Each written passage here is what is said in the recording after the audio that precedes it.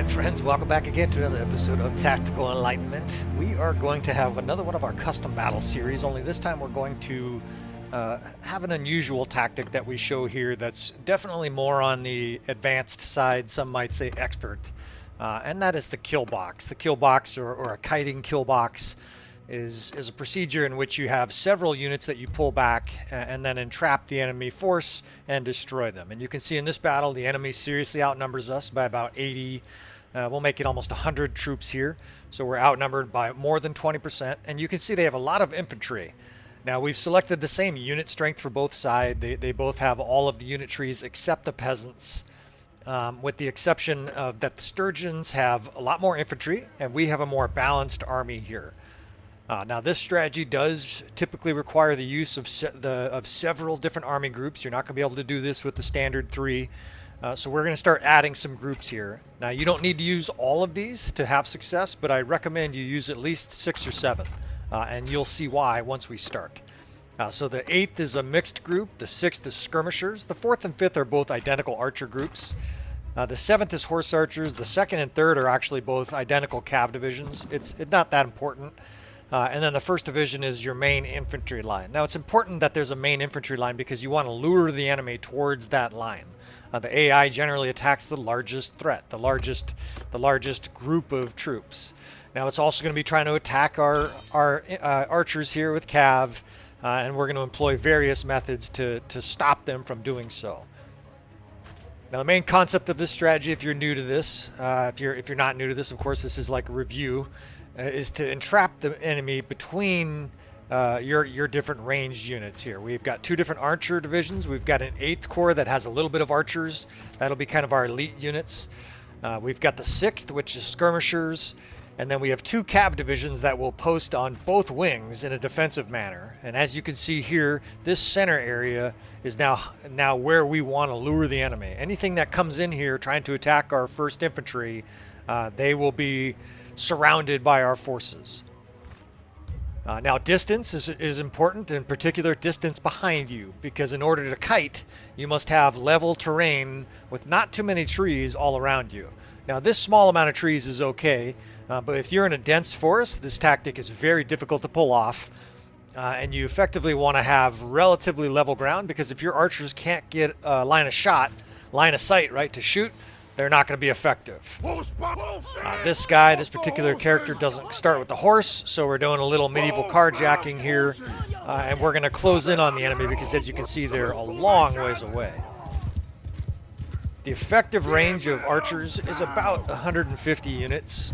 They will shoot up to about 250 units, but by the effective range, what I mean is that that lower number, like the distance between us and the troops, if they're further than 150 units away, your archers are really wasting their ammo. They're not going to do a lot of damage. A lot of the arrows are going to do 1, 2, 3, 4 damage, and kind of pinprick the enemy while they waste their arrows. Now that's important because you run out of ammo, right? If you're in a battle like this, even a relatively small battle like this, and I say small because in my campaign, battles are typically quadruple or 5 times this size. 500 against 500, these guys are going to run out of ammo, and so we're going to conserve it until they're doing more damage, right? This is the proverbial wait until you can see the white of their eyes, right? The revolutionary quote. That was back then when they had muskets and it wasn't very accurate. In this case, they are pretty accurate, but obviously they're less accurate at range and they do less damage. Arrows slow down in Bannerlord over the course of their flight, and as they get closer to an object further away, they do a lot less damage. Alright, I've belabored that point a little bit, but you see we have our 1st infantry here, our archers on the wings, and the cav divisions are on the edges of the wings. And that's because the AI, and a lot of different AIs, whether you use RBM, vanilla, or some of the other AIs that are out there, typically splits their cavalry into wings like this, and then it will try to sweep in and flank you with the rest of their forces. Well, knowing this, and of course the Sturgians are going to have their shields up a lot. That is fine. We will still find the mark on a lot of our projectiles. Knowing though that their enemy cav is going to come in on us, we're going to counter it with our own cav line. Now these calves are in shield wall. This is something that I do all the time. Not every battle, but the majority of battles, because I find in a lot of situations defensive cavalry, at least in the beginning, using them defensively is a superior strategy. Their job here is to simply counter or countercharge the enemy horses over there. In this case, I'm just sort of triangulating where they're standing so that they intercept most of the enemy cav. Now, a lot of the motions here, I will try to basically tell you what I'm doing, but because I'm using all 8 units here, I'm simply not going to be able to tell you every single move. What you need to understand for this tactic, again, is not an easy tactic. I wanted to do this demonstration for people who weren't sure if it was going to work with just a regular old army. We are seriously outnumbered here by equal quality troops, and I am confident that we're going to destroy this Sturgian force. They're forming a nice shield wall. It's almost a square in the center, but there are still weaknesses to the shield. There are still holes, and I don't think they're going to be able to stop all the projectiles that we're going to be flinging at them. Now, in this instance, I'm actually having these cav countercharge here. They're sort of being attacked by the enemy cav, and so we'll have them countercharge.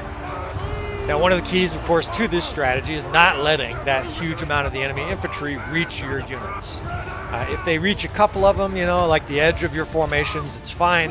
But if those guys, really come to grips and just charge into the midst of your archers, you are fucked. The strategy is over, and it's not going to be effective.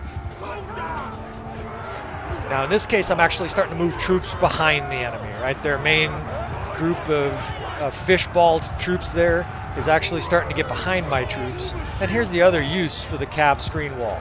We're actually blocking the enemy arrows that would normally be drilling our troops. Right, so we are sort of isolating the enemy to just their cav and mostly really their infantry, because their cav is being countered pretty well too. Now you can hear them getting killed. You can hear the arrows raining down. Critically, too, we have infantry here. We are not helpless. It's not like we're all archers. Incidentally, if you had just an enemy infantry force, there's no question you could completely destroy it with just archers. You could just surround it with archers and shoot them with holes. It would be kind of like having a highly mobile horse archery group, only nobody has a horse. Now, in this case, I'm actually dragging my cav behind me because I want to get them off of these archers. They got a little close to these archers, so I want the enemy to think of something different than our archers. So I'm having that cav line, it's 38 guys, charge into the enemy. And there'll be some losses there as the enemy skewers some of our cav, but that did its job, right? It prevented the enemy from devouring that archer line. Those archers now retreat to safety, and we can continue this encircling process. Now, on and off, I've had the 6th Corps, that right in front of us there, attacking the enemy, right, sort of threatening the enemy, but I haven't really sent them in aggressively. That time is about to come. The enemy is highly weakened now. I'm dragging my cav lines, and we are going to make a combined attack with all these units at the same time. This is basically a deluxe version of the hammer and anvil, right? The hammer and anvil is where you attack with cav and infantry at the same time. Well, we are going to attack with 3 different infantry divisions. The 1st, 6th, and 8th, and this cav division, and just sort of try to wrap up the enemy in this big sort of snake of death. Starting to send the infantry in. Now, they're already greatly weakened, right? They're all shot with arrows. They're down to 149 troops out of something original 300 plus. These archers are actually getting kind of close too. But the bottom line, though, is that the enemy is now surrounded by our troops. They're in a tight fishball, and all these units get sent in at the same time to attack. You see the cav behind them there is actually all around them. Anywhere where there isn't our troops, they're also being shot. You can actually see the arrows whizzing over my shoulder here. It's actually to the one side, right there, see? To the one side that we don't have troops. Our archers are just hammering anybody who's still free to shoot at. And the net effect of that is a morale destruction, right? The enemy, all of these elite troops, these are their top tier troops, Sturgian, veteran axemen, they're all fleeing for the hills because they recognize that their commander is inept, their strategy was bad, and ours was superior. The game and set match are over. Now, their archers are sort of a formality, but obviously you do have to defeat archers in a situation like this, so I'll just kind of show you how I proceed with it. Of course, you're moving up your infantry and shield wall on both sides, right? I've actually got 3 infantry lines and shield wall. Those guys are told to either charge or advance. It's basically the same effect for infantry in this case. But you see this cav, this is the critical part. I'm dragging like 40 cav, and there's more cav that should be coming to us that I've called to follow me. And all we want to do is run through here and interrupt these archers. What we're doing, of course, is some of these guys are getting knocked down. Some of them are getting killed by our cav. The key, though, is that we don't want all these guys shooting unimpeded this whole time while our infantry run up. So here comes my other cav division. You can see it coming into the screen there. We're going to have one cav screen attack the enemy, and the other one will just be simply dragged behind us. Now you can see the screen. There's some deaths up in the upper right-hand corner, right? That's partly because our troops closing. Some of them don't have shields, and they're being shot in the face, right? What happens if he gets shot in the face? Well, you get killed. Still, though, now our infantry has largely reached the enemy. We have these archers counter-shooting the enemy. We have cav running through the enemy. Shock troops are reaching the enemy archers, and predictably, this was a massacre. We had to close, right? We had to get close enough to prevent them from shooting us. But this battle is now over with a flourish, right? We just sent these guys packing too. They can catch up with their other coward infantry, and this battle is over. And again, this is being outnumbered by 20%. They have some 80 more troops than us, and we have lots of troops that survived. So 272 survivors. Let me show you that again. 272 survivors. We had 179 deaths, so something like 40% of our forces were lost. Fighting a force where you're outnumbered with equal quality troops and only losing 40% is a huge tactical victory. All right, so let's make it harder, right? That was outnumbered by 20%. Let's make it something insane. In fact, let's do 50% outnumbered. Let's do 600 versus 400, right? They have fully 200 more units than we do in this battle. Well, okay.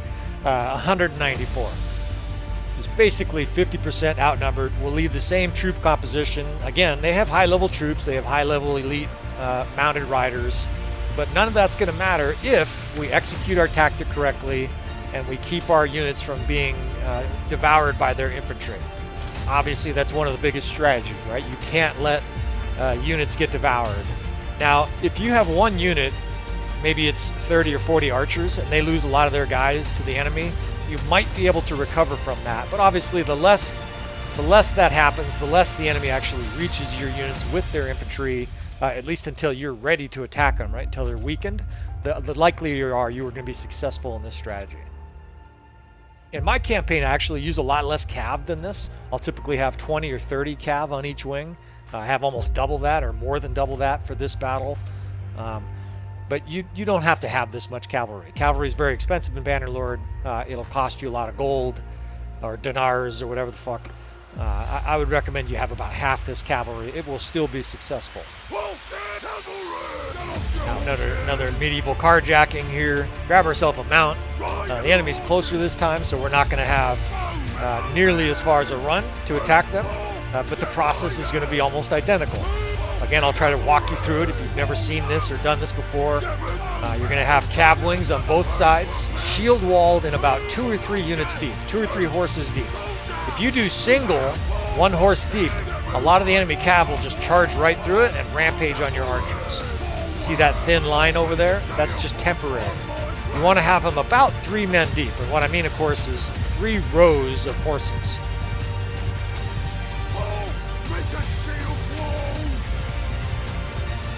You see how over on this side, they're about 3 men deep. Now your own lines here for your archers and skirmishers also should be 3 or 4 men deep. You don't really want to have them in super long, lean lines because then you have too long of a line to kite with. If your units are too compacted, not all the archers can shoot, right? Of course, and I didn't mention that before, but you want to have your skirmishers and archers in spread. You basically almost always want to have your archers in either spread, loose, scatter, or line formation. None of the other strategies really make sense with the exception of crossbow, and every once in a while you might put them in a square or a shield wall. Just like before, the enemy has a huge line of infantry here. I didn't actually see a number, but it's probably 350 plus. It might even be 400. And again, you see me triangulating our cav to sort of intercept their cav. Wherever they're coming, we simply move our cav in front of them.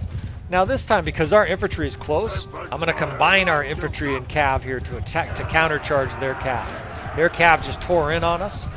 The enemy seems to be ignoring the 6th Division over there, those skirmishers. So those guys are told to attack that cav. Now we can start kiting back with the archers, of course. Obviously, one of the things that's critical for doing this in your own game is a pretty good understanding of where your troops are. as other guides, other Bannerlord strategic YouTube channels will recommend, use the same configuration every time. You want to have your third cav on the left and your second cav on the right and your first archers at the back. If you mix it up and start to change things, your brain won't be able to remember what's what. You'll have a critical loss somewhere, a critical failure of strategy somewhere, and you'll get eaten alive. Now they have more cav in this battle. Whoops, we're killing our own guys. That's probably not going to help. Of course, if you kill your own guys in a battle where you're already outnumbered 50% and you lose, you got no one to blame but yourself. So we're continuing to kite on the sides here.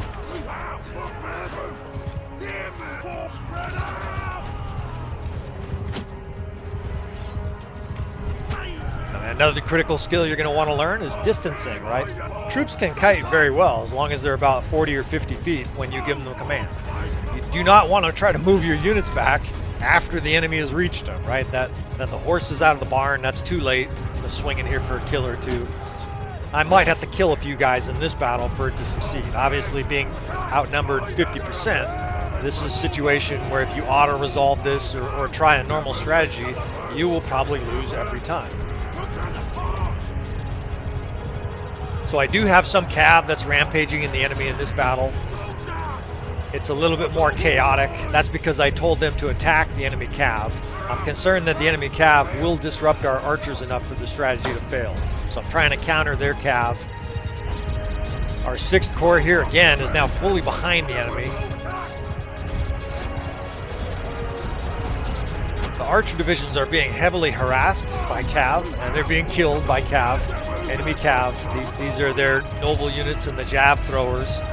But when they are free, you can see this 57 guys. When they are free, they are causing a lot of death.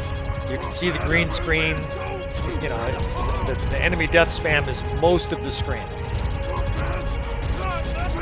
Now the archers again are way behind us, right? They're almost out of the battle. They're probably they're shooting outside of what we would consider their effective range. They're probably shooting us at 200 plus range, and so they're doing little pinprick attacks. So I need to take a little bit longer in this battle for 2 reasons. First, because the enemy forces need to be dwindled down more, right? Look how many forces they still have here. This 6th, the enemy started attacking them firmly, so we're going to pull them back. We're going to expend almost every arrow on the enemy this time before we go into combat. Unlike the first battle where it was a lot easier to weaken, 330 guys, this was like 400 and something guys. Now you see where the archers are here. The archers are actually starting to creep into range, and I mean the enemy archers. They're getting some kills by shooting our archers from the flank.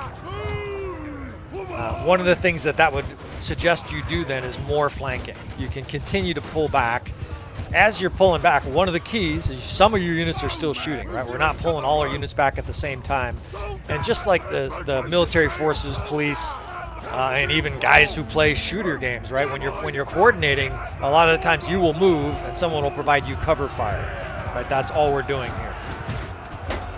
Now comes the culminating attack, right? We come in with both infantry divisions, the 8th, which is a mixed division, and our cav division. And again, between the archers and these 3 different divisions on this weakened force, the screen is mostly green. Not all green, right? They still have elite troops, and obviously they have a lot of troops. But now it's all green, right? The enemy at this stage is being devoured. The battle is effectively over, and they're all fleeing. Now, if we suffered more consequences there, more losses, it's possible that the battle wouldn't be over, that we wouldn't have enough forces to really confidently attack their archers. But I'm looking at my numbers here. I've still got maybe 50 infantry. I've got about 60, 70 archers, and I have a handful of cavalry. That's going to be enough to confront the enemy. They've got 113 archers out there.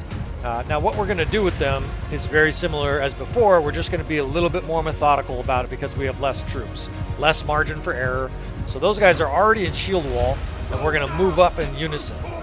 All these units are moving up in unison with the exception of the archers. Those guys are a little bit behind the infantry because we don't want them being the first ones to be shot at. Now this part should be very similar to that first battle here, right? You see the enemies in a big long line. They're shooting at our enemies. You're going to see red in the upper right-hand corner as they're hitting our guys at range. They have way more archers than us, right? They're going to kill some of our guys. Our job here with this 10 or so cav that we have, it's the 2nd, 3rd, and 7th, is to just drive through here and distract them. We're basically creating a combination of bait and interrupters to try to slow down their assaults. Right? You see, there's not very many of them, but just that handful of cav will disrupt the archers a little bit. And a little bit's all we need, right? We're buying time for our infantry. You can see the shield walls coming up. We're going to try to kill a few more guys here.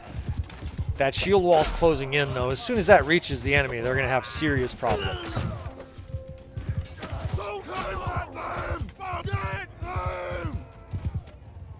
Much more red than the first battle, right? Because they have more archers than us. We have probably 70 or 60 archers at most. They had 113.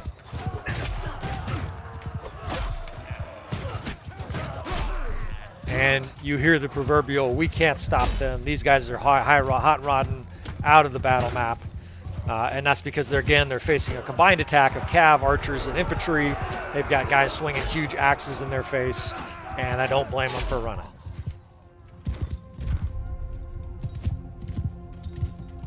So another successful demonstration, right? This time we're outnumbered 50%, right? This is extremely outnumbered, and we have identical quality troops. In your campaign, hopefully you are intelligent enough, witty enough, resourceful enough that you have better quality troops than the enemy. You should most of the time, I would say once you get past about 100 game days, maybe 150 game days, right? You should start having some high quality troops. Between that and tactics like this, hopefully, especially if you watch a few more of our other instructional videos, hopefully you too can dominate your enemy. I appreciate you for watching, friends. More to come from Tactical Enlightenment, and I will talk to you guys next time.